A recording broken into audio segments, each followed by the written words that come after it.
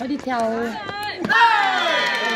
Cặp động viên Thảo Hoàng đây. của Sơn Nam trong trang phục áo đỏ cồn đen, còn đôi vận động viên Quảng Kiên là trong trang phục áo màu xanh.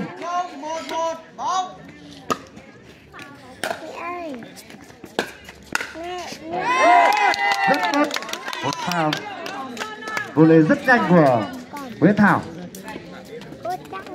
Đứa đây không chạy đấy.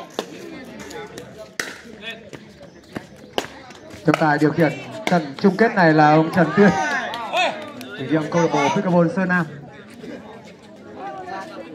Không, đang tăng phát bóng không đi ra. Người ta đuổi về đấy. Đập vào mặt. 1-0-1 cho Tiểu học Sơn Nam.